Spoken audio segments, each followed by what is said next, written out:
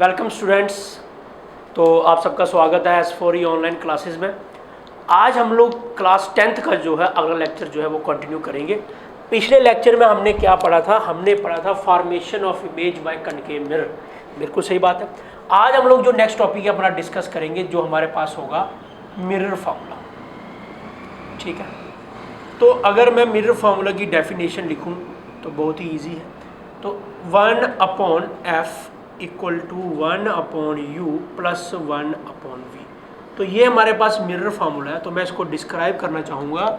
Describe ma'am ये है कि mirror formula is that formula which gives us relationship between the focal length, the image distance and the object distance. तो ये u जो है इसको लोग कहते हैं ऑब्जेक्ट।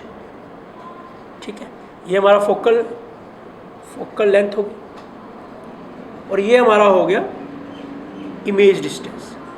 इन तीनों का जो रिलेशनशिप आपको बताए उस फार्मूले को लोग क्या कहते हैं? Mirror formula. ठीक है फ्रेंड्स, आपने ध्यान से समझना है इस चीज़ को। ठीक है, और एक चीज़ आप में इसमें और कंसेप्ट डालना है कि इस फार्मूले को आप अपनी मर्जी से जो है वो चेंज भी कर सकते हो। ठीक है, कैसे? बिकॉज आपको पता है कि जो r होता है वो किसके बराबर होता है? 2f के बराबर। ठीक है, तो f की जगह क्या आ जाएगा? r/2 भी आप लिख सकते हो। देखिए ध्यान से समझना है इस चीज़ को। तो ये अलग रेडियस ऑफ कर्वेचर की फॉर्म में जो है ये वाला फार्मूला जो है आपका वो जा सकता है। आपने सिर्फ थोड़ा सा इसको कंसेप्ट याद रखना है इसका। यहाँ से नीचे r/2 करके हम f लिख सकते हैं। ठीक है, चलिए, तो ये आपका रहा मिरर फार्मूला। हालांकि सिलेबस में आपका डेरिवेशन तो नहीं है इसकी, तो इसलिए मैं आपको पढ़ाऊँगा नहीं डेरिवेशन। तो एज़ पर 10th सिलेबस के हिसाब से मैं चलूँगा। ठीक है, तो next we discuss about the magnification. अब हम पढ़ेंगे नेक्स्ट जो टॉपिक हमारे पास छोटा सा है वो होगा कि मैग्नीफिकेशन से आप लोग क्या समझते हो? मैग्नीफिकेशन, ठीक है, मैग्नीफिकेशन जो कि मिरर के द्वारा प्रोड्यूस की जाती है वो किसके? देखिए स्मॉल m से इसको डिनोट करते हैं। It is defined as the ratio of, मैं लिखूंगा ratio of, it is defined as the ratio of height of the image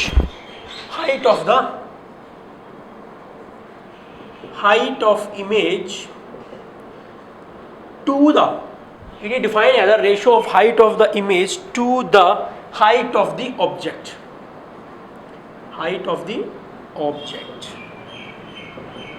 तो आप देख लीजिए हाइट ऑफ इमेज हम ऐसे बोल सकते हैं v/u के बराबर ये हो सकती है। मेरी बात सही है? ठीक है, अगर आप ऐसा मानते हो तो ठीक है। लेकिन एक चीज़ आपने ध्यान से मेरी बात को समझना है कि अगर इसके दो तीन केस रहते हैं इसके छोटे छोटे, आपने उस चीज़ को ध्यान से समझ लेना। अगर आपकी जो इमेज है जो कि मैग्नीफाइड हो जाती है और इनलार्ज हो जाती है और जो साइज़ होता है इमेज का वो बड़ा हो जाता है ऑब्जेक्ट के अलावा, तो इस केस में क्या हो जाता है? देखिए इफ़ m जो है वो ग्रेटर देन 1 हो तभी आपका जो है आप इसको ऐसे लिखते हो m जो है वो v/u के बराबर होता है। देखिए ध्यान से समझना है, जब इमेज आपकी मैग्नीफाइड हो और इलार्ज हो और उसकी जो फॉर्मेशन है यानी इमेज जो है वो बड़ी बन जाए ऑब्जेक्ट के मुकाबले में, तब आप ऐसा लिखते हो m = v/u, यानी हाइट जो आपकी इमेज की है upon height of object. Second case में क्या है? तो सेकंड केस में अगर आपका इमेज की साइज जो है वो ऑब्जेक्ट की साइज के बराबर हो, नंबर 1, इफ v = u हो जाए तो आपका m जो है वो 1 के बराबर होता है। दिस इज सेकंड केस, यानी v/u यानी 1/1 यानी सेम अपॉन सेम आ जाए तो आंसर जो है वो 1 आ जाता है। ये आपका सेकंड केस है। ठीक है, ये सेकंड केस है।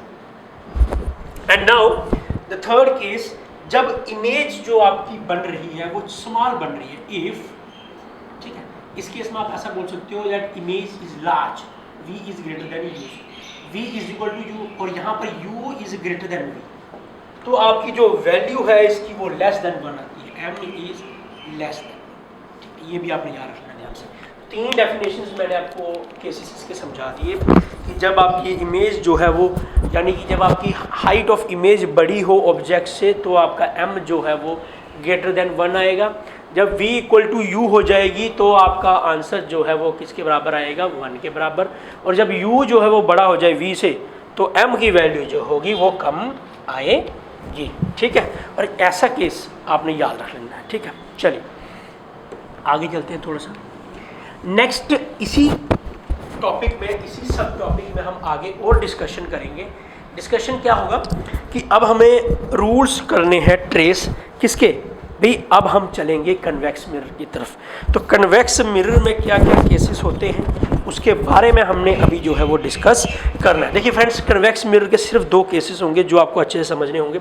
नंबर 1 की बात करूं तो ऑब्जेक्ट जब आपका इन्फिनिटी पे हो, कन्वेक्स मिरर का रूल, कन्वेक्स मिरर, तो इसके रूल नंबर 1,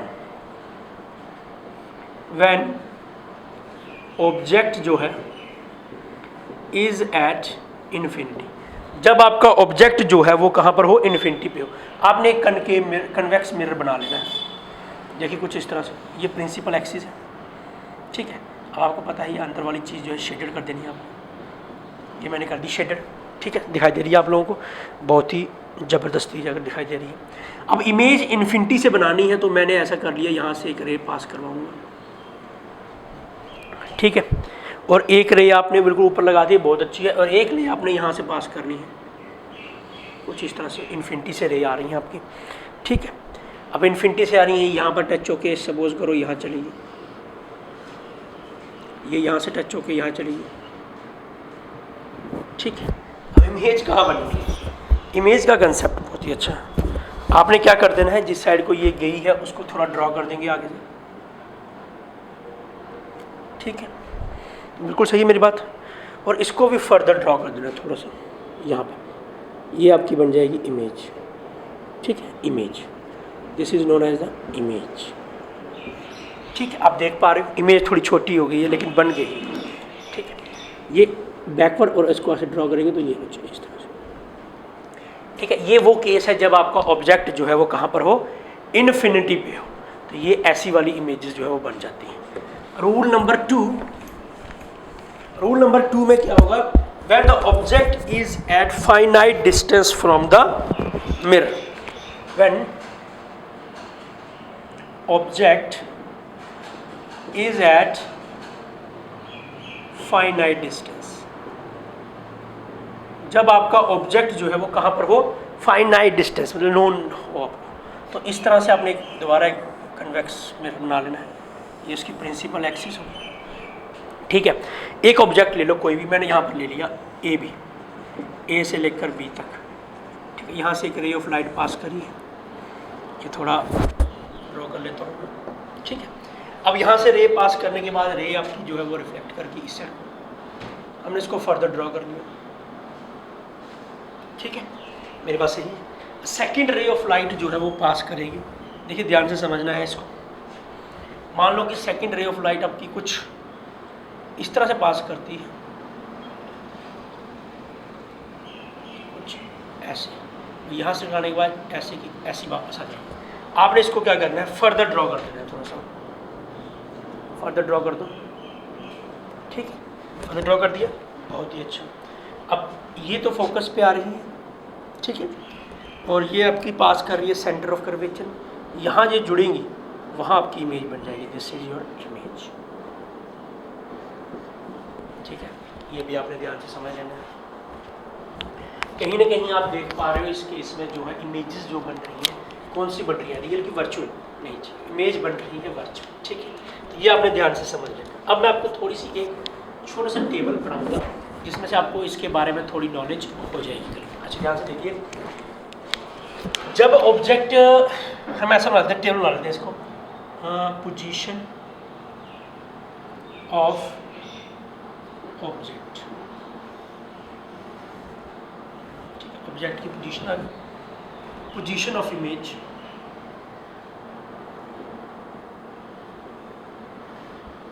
ठीक है। The third one is size, किस तरह से है size of image. The fourth one कि नेचर कैसा होगा उसका, ठीक है। तो अगर पोजीशन की बात करूं, सबसे पहला क्वेश्चन हमने क्या पढ़ा था कि जब आपकी एट इन्फिनिटी पे हो, इन्फिनिटी का मतलब एट फोकस एफ पर आपकी क्या बन जाएगी, पोजीशन आ जाएगी। तो ये आप ऐसा बोल सकते हो कि बिहाइंड द मिरर बनेगी, बिहाइंड द मिरर। ठीक है, साइज किस तरह से था, देखिए ध्यान याद रखना इसको, size highly diminished, highly diminished image बन जाएगी। ठीक है, और नेचर किस तरह से था भाई, वर्चुअल था, वर्चुअल एंड इरेक्ट। ठीक है, सेकंड केस में हमने क्या पढ़ा कि anywhere between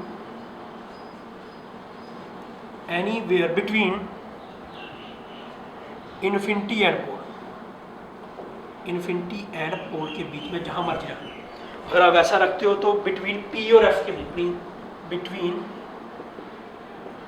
pole and focus point के बीच में आपकी इमेज बनेगी थी। सेकंड केस में डिमिनिश्ड इमेज बनी थी,